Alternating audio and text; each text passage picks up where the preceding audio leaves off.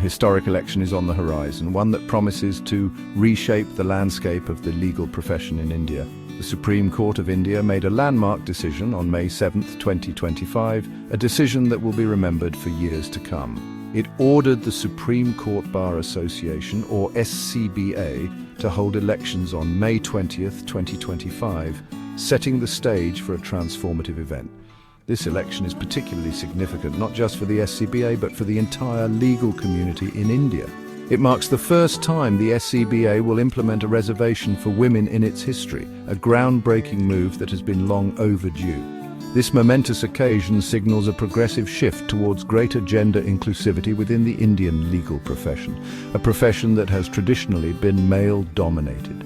The upcoming election is a beacon of change, illuminating the path towards a more equitable future for women in law.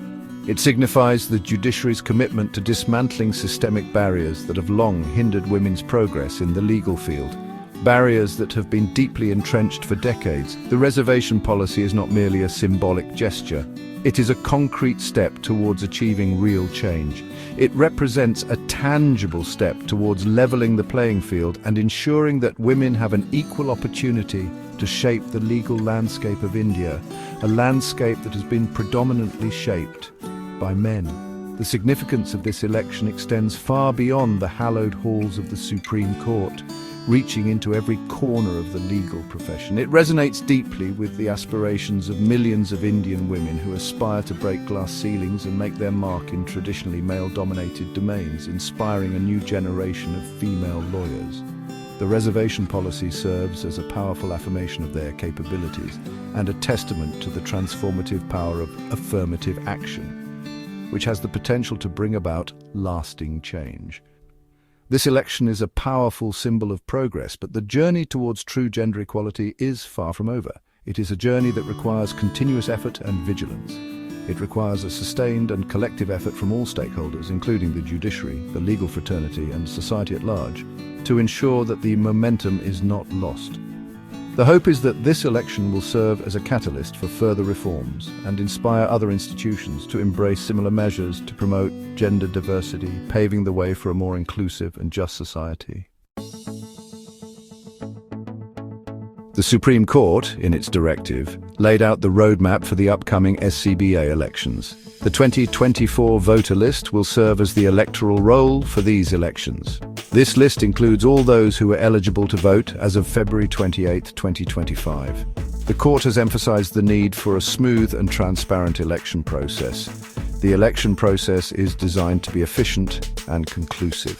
Voting will take place throughout May 20, 2025, concluding at a predefined hour.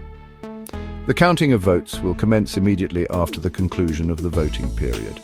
This ensures a swift declaration of the results, expected to be announced on May 21, 2025. Transparency and fairness are paramount in any democratic process, and the SCBA elections are no exception.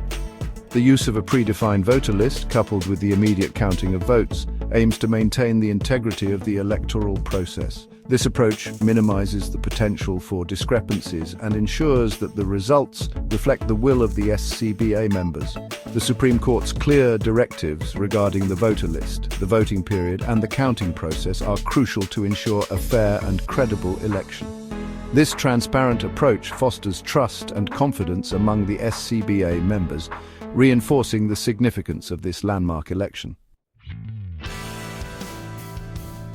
The reservation of the secretary post exclusively for women candidates is a historic first for the SCBA. This unprecedented move marks a significant milestone in the journey towards gender equality within the legal profession in India. This bold move is further strengthened by the reservation of 1/3 of the executive committee seats for women. This ensures that women have a substantial voice in the decision-making processes that shape the future of the legal community. This translates to 3 out of the 9 executive committee seats being reserved for women members. Such measures are crucial in fostering an environment where women can thrive and contribute meaningfully.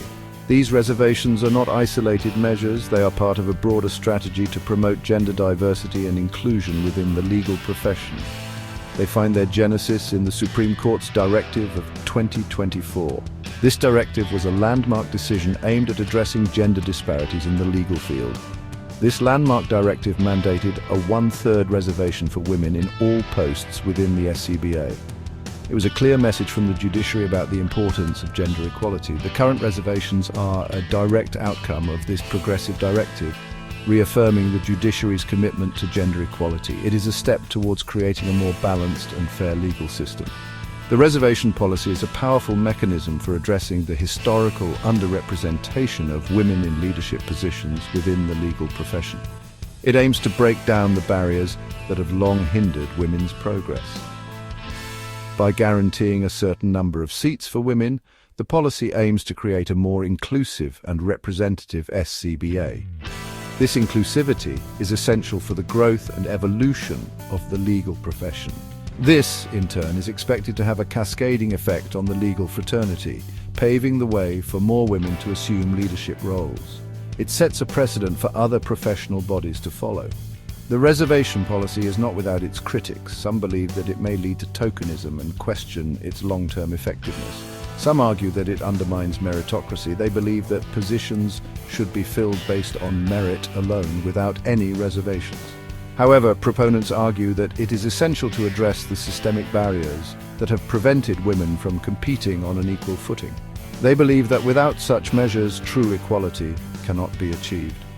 The reservation policy, they argue, is not about favoritism, but about creating a level playing field. It is about ensuring that everyone has an equal opportunity to succeed, regardless of gender.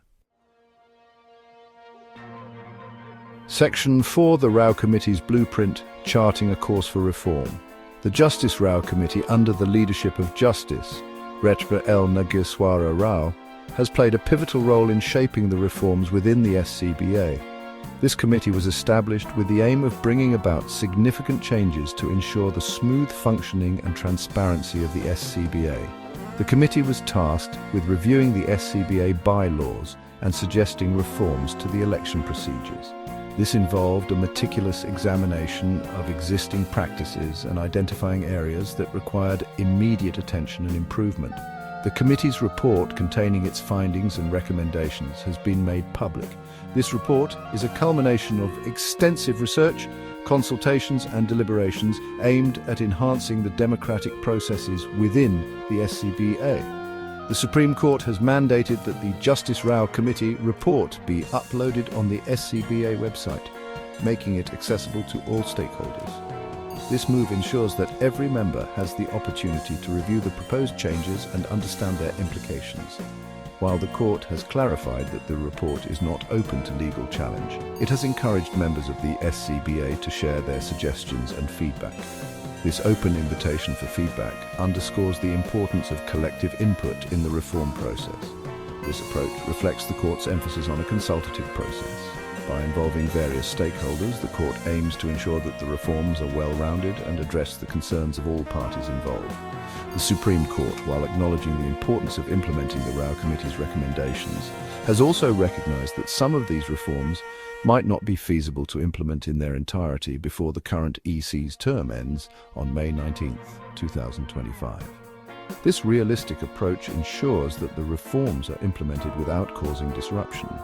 Despite this, the Court has urged the SCBA to prioritize the implementation of these reforms in a phased and consultative manner. This phased approach allows for gradual adaptation and ensures that the reforms are sustainable in the long run. The Rao Committee report serves as a comprehensive roadmap for reform within the SCBA. It outlines clear steps and guidelines for achieving the desired changes, making it an invaluable resource for the association. By making the report public and inviting feedback, the Supreme Court has demonstrated its commitment to transparency and stakeholder engagement. This transparency is crucial for building trust and ensuring that the reforms are accepted by all members. This approach ensures that the reforms are not imposed top-down but are shaped through a participatory process. By involving the members in the decision-making process, the SCBA can ensure that the reforms are practical, effective, and widely supported.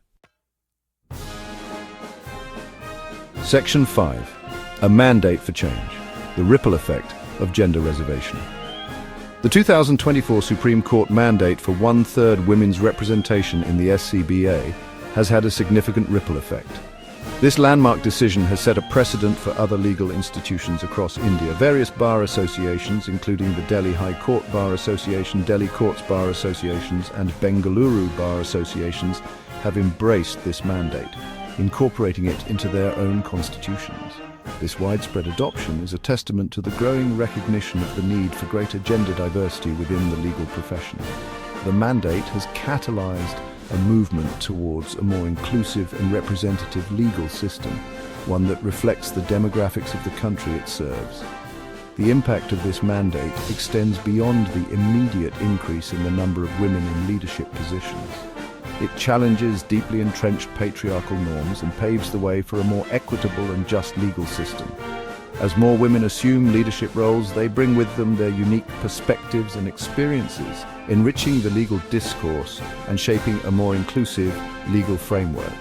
The mandate is not just a legal directive, it is a powerful symbol of social progress. It sends a clear message that women are equal partners in shaping the legal landscape of India,